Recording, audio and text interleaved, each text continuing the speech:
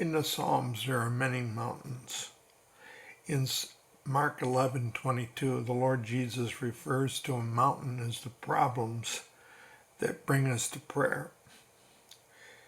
In Psalm 13, we have the mountain of depression. I'd like to share the insights I've gained about depression, and I realized about 25% of us, by the time we're 63, can have a clinical depression. Today we have many options to not live in the blues. Well, I hope you enjoy this study as we get into this. Turn to Psalm 113. Hi there, welcome to my video cast here. And really I'm just going over what I've already wrote here in the blog. And what you see in the picture, the chart in the blog, you can actually click on that picture and it'll be a little larger if you'd like to see it better. But, you know, overcoming the mountain or the black dog, as Winston Churchill called it, or like Charles Swindoll's father called it, being under the pile.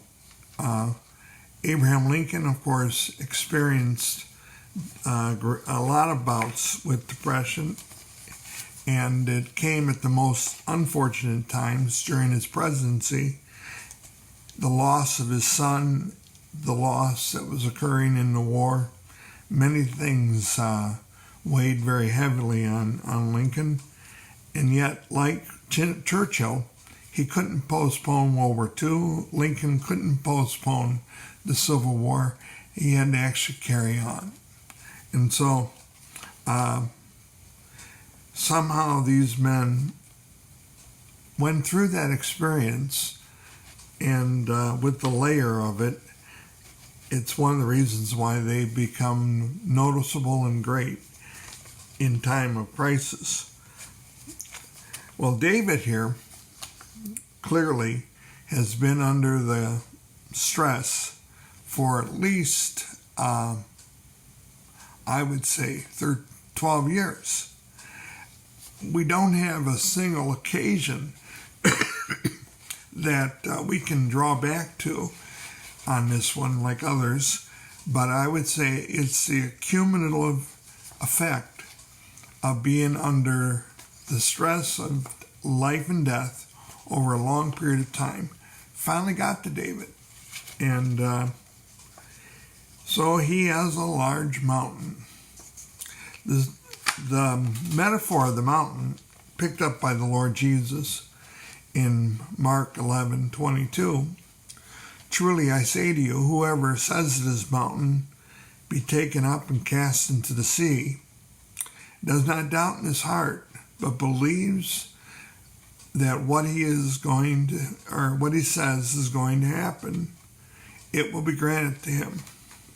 Now, a lot of people have probably gone to some mountain and prayed that it would be cast into the sea, and it never happened. We happen to know that this mountain that Jesus referred to is still with us. It has a name. It's the Mount Olives. And he's standing, on Mount Olives, so he's referring to that mountain. And we happen to know that Mount Olives is going to be there when he comes back. So there's no way that we're going to be throwing this mountain into the sea. And you can have a loudspeaker, you can put a microphone up, it's just not going to work. The mountain will remain. And really what the mountain that we need to really focus on is that mountain of a problem that we're facing, and it could be a lot of things. In this particular psalm, it's depression. And this psalm actually reads very contemporary in the expression here of a person in depression, and it gives some real good clues how to get out of the depression as well.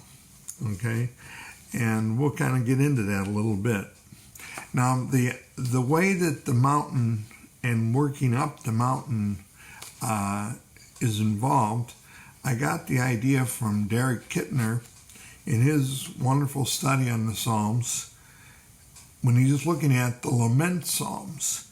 And these are the Psalms with strong emotional complaints.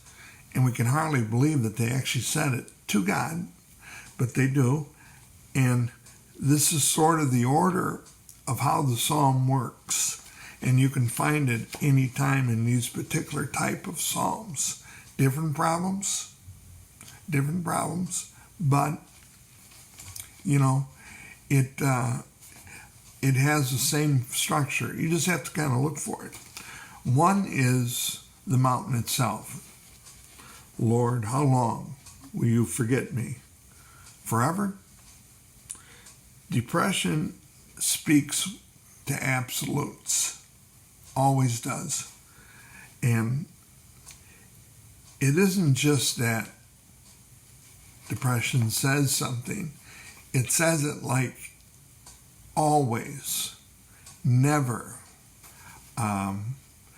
Words should, that it's an absolute kind of language, and it doesn't have any possibility of seeing another way, And one of the ways to help lessen depression, people have discovered, is to challenge depression. It isn't always so, is it? It isn't never. There are times when it doesn't happen. In this case, God doesn't forget us. In fact, He's very mindful of us. The thoughts about us are so many they can't even be counted.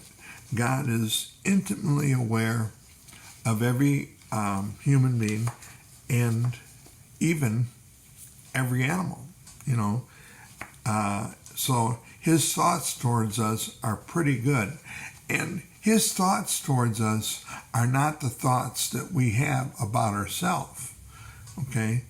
And that's true, too, as we look at this in verse 2.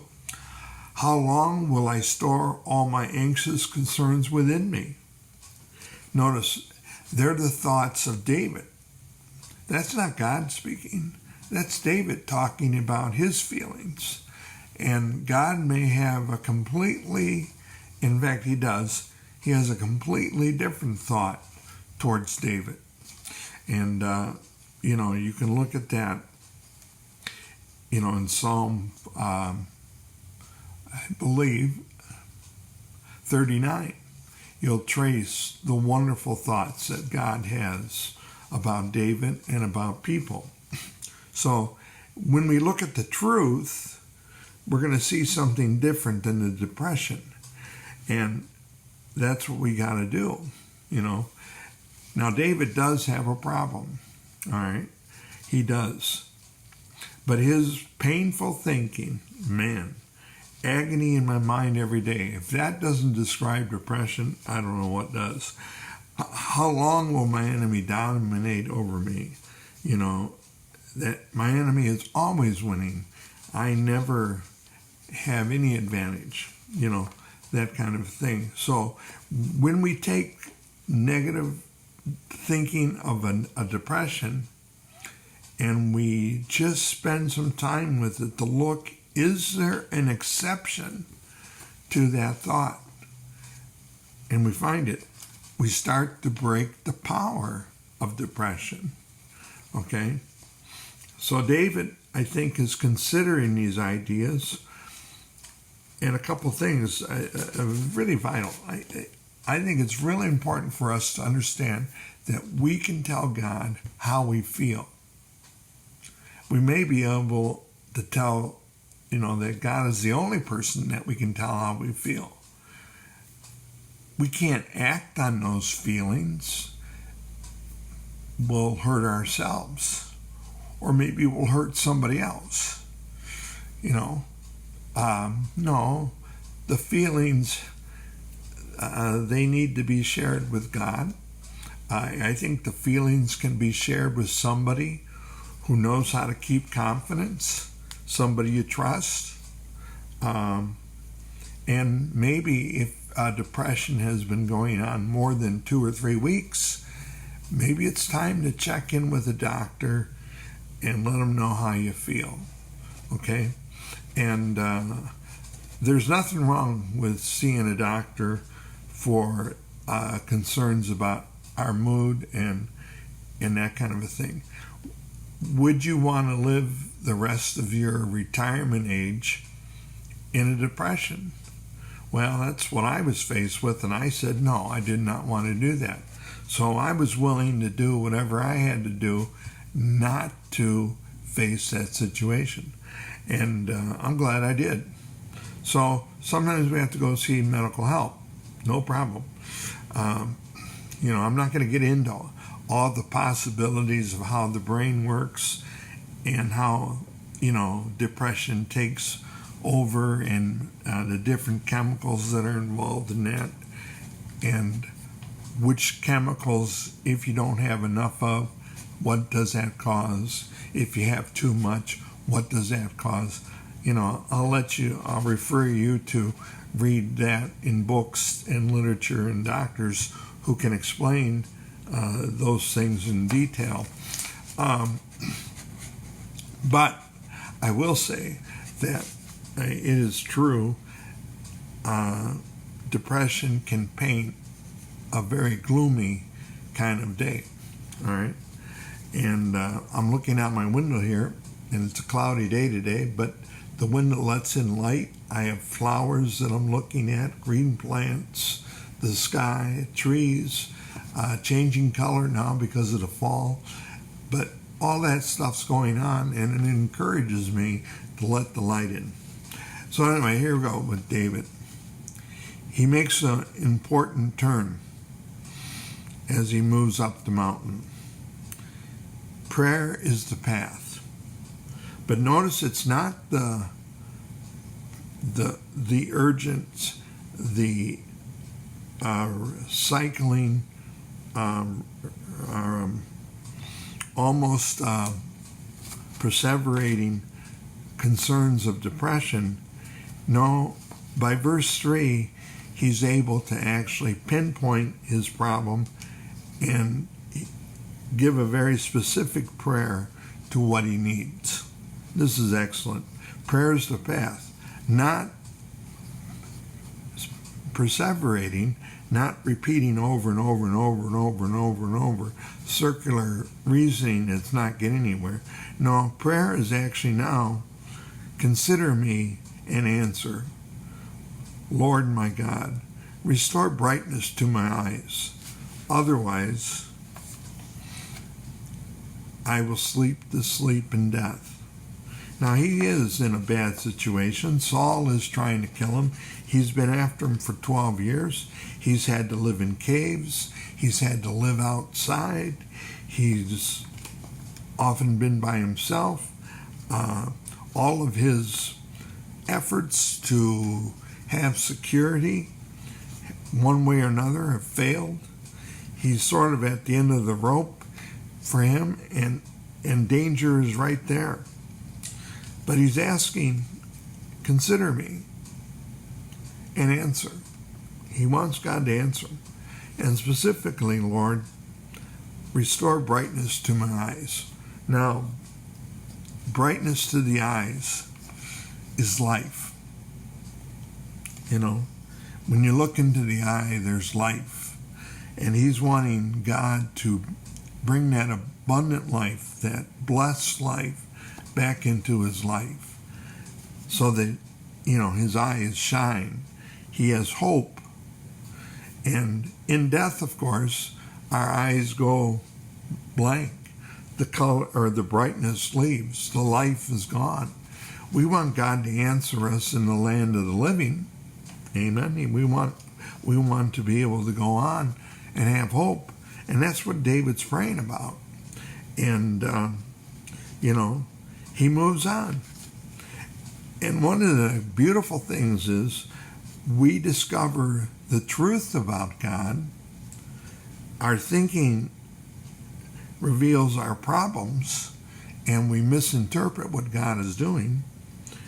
But here we move to the truth. But I've trusted in your faithful love. David looked back. He's been in trouble with Saul before. David looked back. He was in trouble with Goliath. David looked back, and he looked at the times when he was a shepherd, and God took care of him against bear, against lions, as he defended the sheep. So he remembers how God loved him, and he remembers each time God was faithful to be with David and help him overcome his problems in the past. He's remembering that. That's the truth. And that's exactly what we need to actually focus on, is the truth. And when we do, we break the bond of depression. It's starting to lose its power. As we go through the problem, we climb up the mountain. We get to the observatory, here pictured as a telescope, and here we get the bigger view of the whole thing. We couldn't see it. We couldn't see it when we were going through it. All we saw was the problem. But as we moved through it and trusted the Lord in our difficulty, now we're up there and we can see how God saw our problem. We can see how God helped us through it. And retrospect is an overwhelming view. And here I will sing to the Lord because he has treated me generously, bountifully. He's really looked and took care of me. And that's really what happens here in the psalm, but it can happen in our life as we apply the prayer, we apply our faith, we continue to walk through it, we correct our thinking and our feelings. They're not absolutes, they're not true, and we move through it and we find that God has been there. That doesn't mean that we didn't go through trial. That doesn't mean that we may have suffered loss. No, we could have done those things. But it does mean that through it all, we saw the Lord with us as we walked through the valley of the shadow of death. I will fear no evil, for thou art with me. Now, that isn't going to take away all of our problems. With depression, you have to work through it. It's difficult. I found for my own self that when I started to challenge my depression, the depression itself started to lose its hold on me way before the medicines could ever kick in. And, I thank God. I thank God for the medical intervention to allow me to sleep. I needed that. My brain wasn't working right for sleep. And it wouldn't work right today without aid. And I'm glad for that. But as I look back, I see, wow, he was really with me. And he was. He was with me through my therapy. It was a lot of work. He was with me through my care.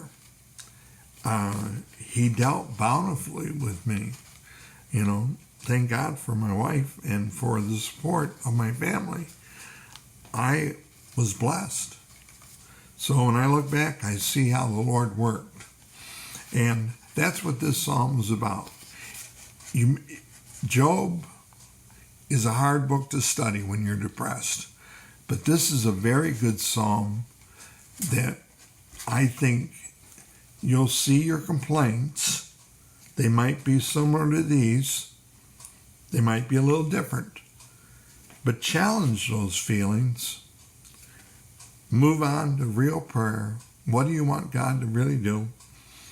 Move in faith, trusting in who God is, the truth about God, that he loves you, that he cares for you. Okay?